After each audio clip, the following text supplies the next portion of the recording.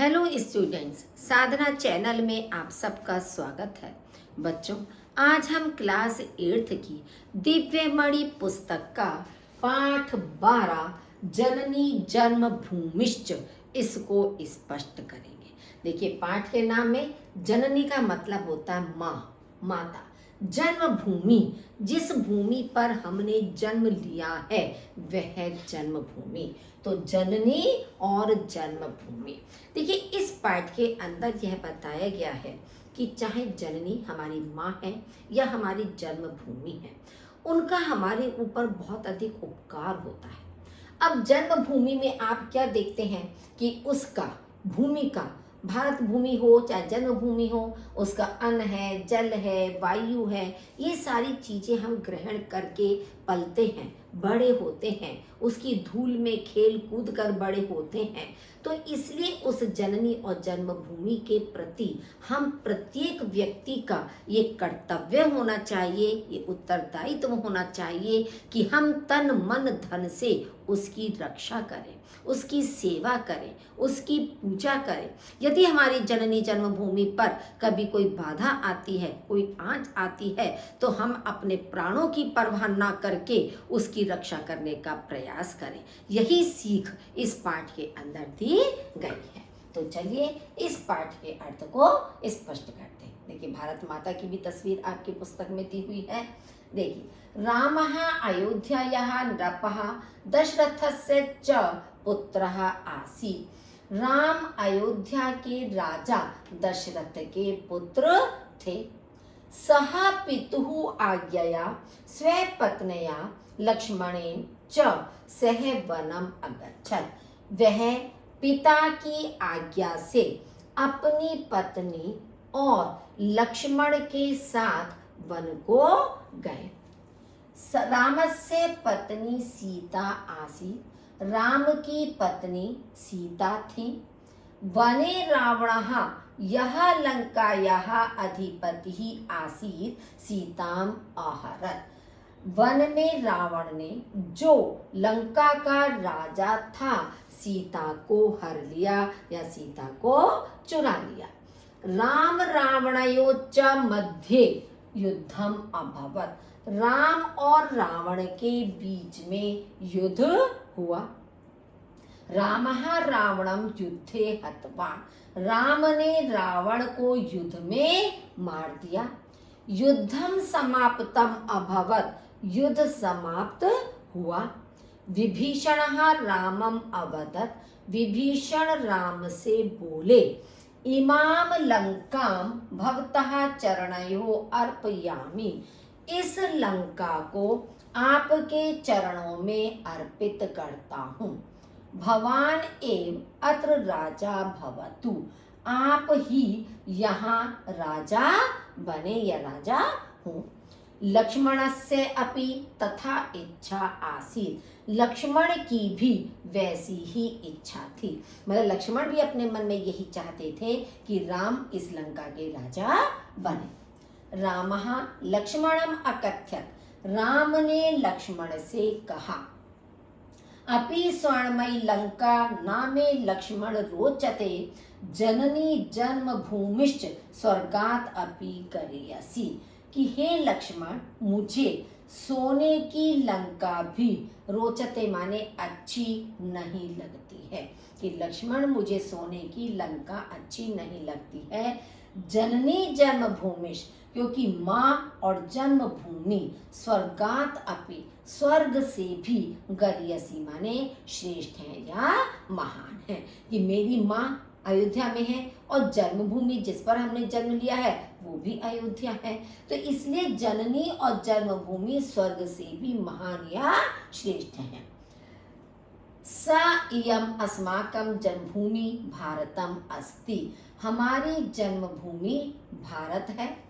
सुजला सुफला शस्य श्यामला च इयम माता इव सर्वान अस्मान रक्षति। जल से परिपूर्ण, फलों से परिपूर्ण और हरी भरी यह माता के समान हम सबकी रक्षा करती है। कौन रक्षा करती है? जन्मभूमि। भारत भूमि जिसमें हमने जन्म लिया है उसमें पानी भी है, मतलब खूब अच्छी मात्रा में पानी से परिपूर्ण है, फलों से परिपूर्ण है, हरी भरी है और माता के समान ये हमारी रक्षा करती है। भारत मातुः अंके पवित्र जलम धारयन्त्यः गंगा कावेरी ब्रह्मपुत्रयः नद्यः प्रवहन्ति। भारत माता की गोद में पवित्र जल को धारण करती हुई गंगा कावेरी ब्रह्मपुत्र आदि नदियां प्रवहन्ति माने बहती हैं।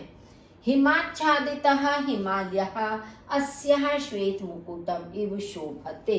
हिमाच्छादिता माने बर्फ से ढका हुआ हिमालय इसके सफेद मुकुट के समान सुशोभित होता है।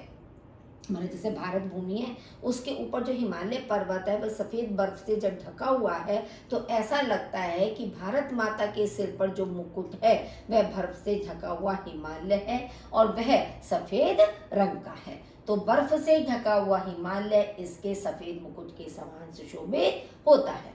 वारिध्याः अस्याः चरण युगलम निरंतरम प्रक्षालयन्ति।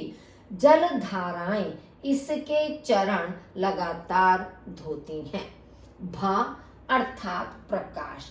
भा का मतलब होता है भारत में जो भा है, भा अर्थात प्रकाश, अतः भारतम अर्थात प्रकाशे रतम अस्ति।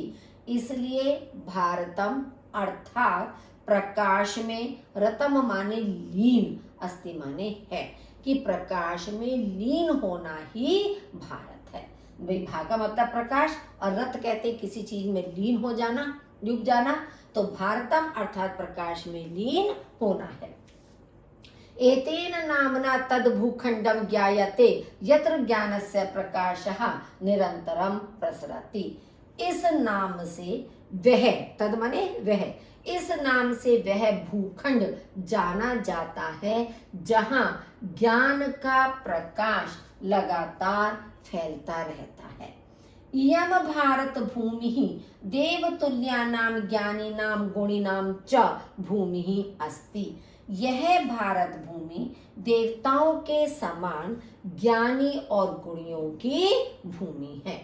अतः इयम देव भूमि इति कथ्यते। इसलिए यह देव भूमि कही जाती है। भारत भूमि गौरवम प्राचीनतमम उन्नतम च अस्ति। भारत भूमि का गौरव सबसे प्राचीन और उन्नत है। अत्र जनानां विविधा वेशः बहुविधानि भोजनानि च सन्ति।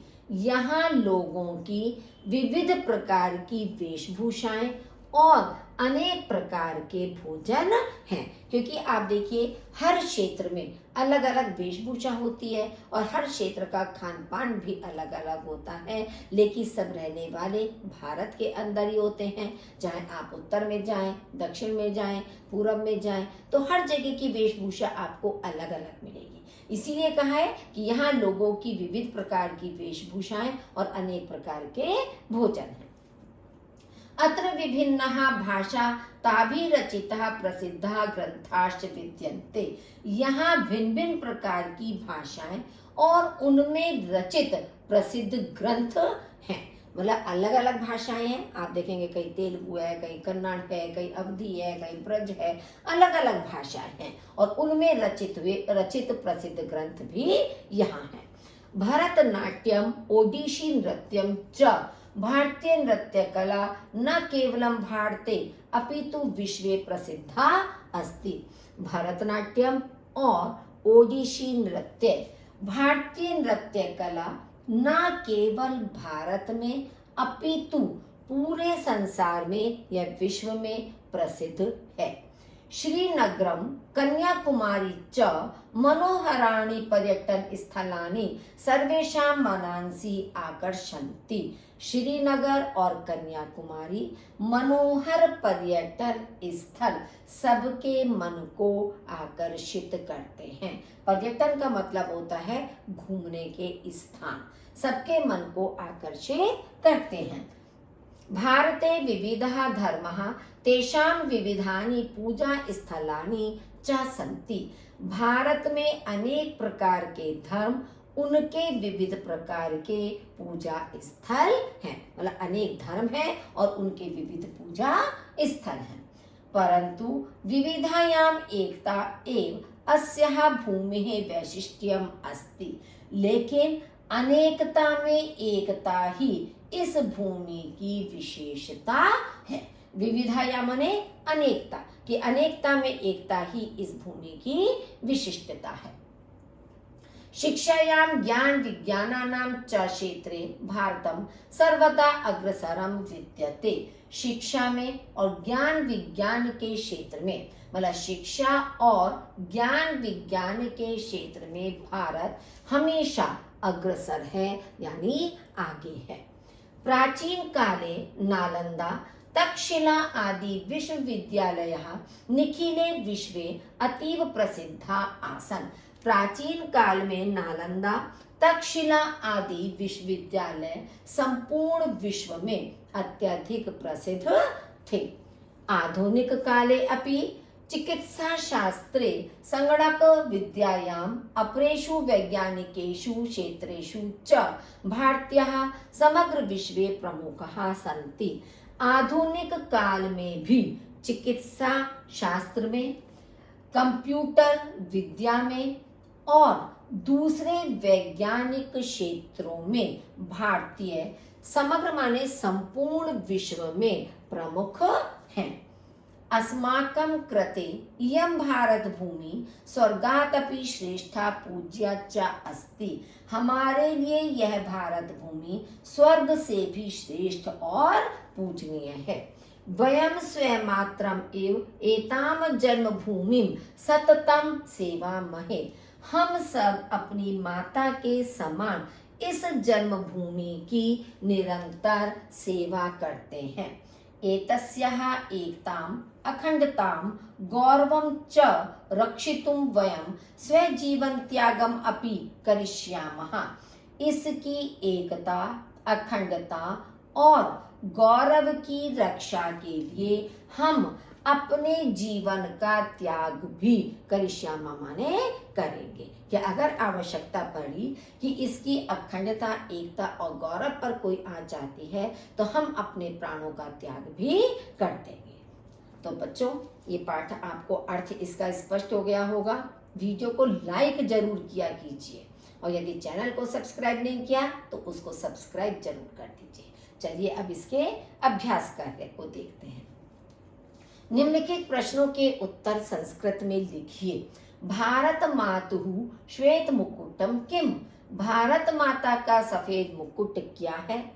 भारत मातुः श्वेत मुकुटम हिमाच्छिदतः हिमालयः अस्ति। भारत माता का सफेद मुकुट बर्फ से ढका हुआ हिमालय है। के अस्याः चरण युगलम प्रक्षालयन्ति। कौन इसके चरणों को धोते हैं? वारिधयः अस्याः चरण युगलम प्रक्षालयन्ति। जल की धाराएं इसके चरणों को धोती हैं। देवभूमि ही का अस्ति। देवभूमि कौन है? भारत भूमि ही एव देवभूमि अस्ति। भारत भूमि ही देवभूमि है। भारत भूमि ही वैशिष्ट्यम किम? भारत भूमि की विशेषता क्या है? विविधतायाम एकता एव भारत भूमि ही वैशिष्ट्यम अस्ति। अनेकता में एकता ही भारत भूमि की विशिष्टता है। वयम मात्रम एव काम सेवा महे। हम सब माता के समान किसकी सेवा करते हैं? वयम स्वयमात्रम इव एताम जन्मभूमिम सततम सेवामहे। हम सब अपनी माता के समान इस जन्मभूमि की निरंतर सेवा करते हैं। रामस्य पितुः किम नाम आसीत्? राम के पिता का क्या नाम था? रामस्य पितुः नाम दशरथः आसीत्। राम के पिता का नाम दशरथ था। रामस्य युद्धम केन सह अभवत्? राम का युद्ध किसके साथ हुआ? रामस्य युद्धम रावणेन सह अभवत, राम का युद्ध रावण के साथ हुआ। निम्नलिखित वाक्यों में रिक्त स्थानों को पूरा कीजिए। अत्र विविधतायाम एकता एव अस्ति, यहाँ अनेकता में एकता ही है। इयं भारत भूमि देवतुल्यानां ज्ञानिनां भूमि अस्ति, यह भारत भूमि देवताओं के समान ज्ञानियों की भूमि है। वैज्ञानिकेषु क्षेत्रेषु भारतीयः समग्र विश्वे प्रमुखः सन्ति। वैज्ञानिक क्षेत्रों में भारतीय संपूर्ण, बच्चों यहाँ पे ये गलत हो गया शब्द, विषय नहीं है, विश्वे आएगा, विश्व, इसको आप करेक्ट कर लेना। समग्र विश्वे प्रमुखः सन्ति, संपूर्ण विश्व में प्रमुख हैं। भारत भूमि स्वर्गात् अपि श्रेष्ठः अस्ति, भारत भूमि स्वर्ग से भी श्रेष्ठ है। वारिधेयः भारत भूमुः मातुः चरण युगलम प्रक्षालयन्ति, जलधाराएं भारत माता के चरण धोती हैं। नेक्स्ट है, निम्नलिखित शब्दों का संस्कृत वाक्यों में प्रयोग कीजिए। अस्माकम, अस्माकम माने हमारा। अस्माकम जन्मभूमि भारतम अस्ति, हमारी जन्मभूमि भारत है। अस्यः, इसके, अस्यः कथायाः का शिक्षा प्राप्यते, इस कथा से कौन सी शिक्षा प्राप्त होती है। इस कथा से पंचमी विभक्ति के रूप में देखिए, अस्यः शब्द द्वारा पंचमी और षष्ठी दोनों विभक्तियों में एक वचन होता है, स्त्रीलिंग। तो कथा भी हमारा स्त्रीलिंग शब्द है। तो अस्यः कथायाः, इस कथा से कौन सी शिक्षा प्राप्त होती है। मनोहारिणी श्रीनगरम कन्याकुमारी च मनोहराणि पर्यटन स्थलानि सन्ति, श्रीनगर और कन्याकुमारी मनोहर पर्यटन स्थल हैं। मनोहर का मतलब होता है मन को हरने वाले, मन को आकर्षित करने वाले सुंदर पर्यटन स्थल हैं। विविधा भारतीय जनानां विविधः वेशः सन्ति, भारतीय लोगों की विविध वेशभूषा है। सर्वदा हमेशा, सर्वदा सत्यम वद, हमेशा सत्य बोलो। विश्वे संसार में, नालंदा विश्वविद्यालयः विश्वे प्रसिद्धः अस्ति, नालंदा विश्वविद्यालय संसार में प्रसिद्ध है। भारतीयः वयम भारतीयः स्मः, हम सब भारतीय हैं। निम्नलिखित में से समानार्थक शब्द चुनकर लिखिए। अब नृपः राजा होता है, पवित्रम पावनम, जलम नीरम, सागरः वारिधेयः, निरंतरम अनवरतम, भूमि धरा। देखिए, वारिधेया का मतलब होता है जल की धारा, और जल की धाराएं किसमें होती हैं, सागर से। या आपको मालूम है कि चारों ओर सागर है, तो सागर हमेशा भारत भूमि के चरणों को पखाड़ते रहते हैं, धोते रहते हैं। निम्नलिखित शब्दों में संधि विच्छेद कीजिए। रामम अवदत, अब रामम अवदत, अब माँ का हलंत अगर हम हटा देंगे तो ये जो आ है ये आधे माँ में मिलने पर पूरा माँ बन जाता है, तो इसलिए रामम वदत, क्योंकि कोई आ की मात्रा नहीं है आपकी, ये हलंत हटे पूरा माँ बन जाएगा। भवानेर, भवान प्लस ए, इसमें भी वही है कि ना का हलंत हटकर जो ए है, ए की मात्रा ना के ऊपर आ जाएगी। स्वर्गादपि, स्वर्गात अपि, ता अपने ही वर्ग के तृतीय वर्ण में परिवर्तित हो जाता है, तथा द व्यंजन संधि है। सा इयम, सा प्लस इयम, अब ये आपकी यण संधि है कि आ या आ के बाद ई या ई आने पर क्या हो जाता है, सॉरी ये आपकी गुण संधि है कि आ के बाद ई आने पर ए बन जाता है, तो आपका बन गया सेम। देखिए, आ और ई मिलकर जब ए हो गया तो सा के ऊपर ए की मात्रा आ गई और या मा एज इट इज लिखा रहेगा, गुण संधि हो गई। माते, माता प्लस ई, ये भी आपकी गुण संधि है कि आ के बाद ई आने पर ए हो गया, मातेव बन गया। हिमाच्छादितः, हिम प्लस आच्छादितः, ये दीर्घ स्वर संधि है जो आपको बार बार समझाई जाती है कि अ और आ मिलकर दीर्घ आ बन गया। हिमालय, यह भी आपकी एज इट इज है। हिम प्लस आलय, अ और आ मिलकर दीर्घ स्वर हो गया, दीर्घ स्वर संधि बन गए। अब इन शब्दों में संधि करना है, वहां संधि विच्छेद अलग अलग करना था, यहाँ अलग अलग को मिलाकर एक करना है। जैसे लक्ष्मण अपि, अब यहाँ पर आप देखेंगे ये विसर्ग संधि है, ये आपके लक्ष्मण के आगे विसर्ग लगे हुए हैं ना, और आगे आपका अपि लगा हुआ है। अब आप देखोगे कि हमने लक्ष्मणोपि, अब ये बीच में जो है इसको अवग्रह कहा जाता है।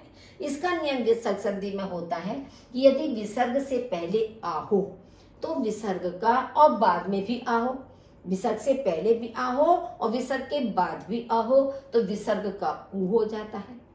अब उ है तो ये अ और उ मिलकर ओ बन जाता है, जैसे गुण संधि में बनता है। तो अ और उ मिलकर तो ओ बन गया लक्ष्मणों, और जो अपि नेक्स्ट वाला आ है वो अवग्रह के रूप में बन जाता है, तो तभी आपका बन गया लक्ष्मणों पी। आ हट के अवग्रह और विसर्ग के स्थान पर ओ हो गया। माता एव मातेव, अभी पीछे आपको बताया था गुण संधि। काले अपि कालेपि, यहाँ पर भी आ का अवग्रह बन गया है। न अहम, अ और अ बन के नाहम हो गया।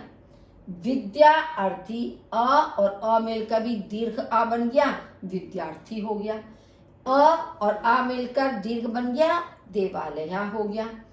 अ और ई मिलकर ए बन गया गुण संधि की तरह से, तो अ और ई का जब ए बना तो नरेशः हो गया। अ और उ मिलकर ओ बन गया, ये भी गुण संधि है, क्योंकि गुण संधि के अंदर हमारे 3 नियम आते हैं।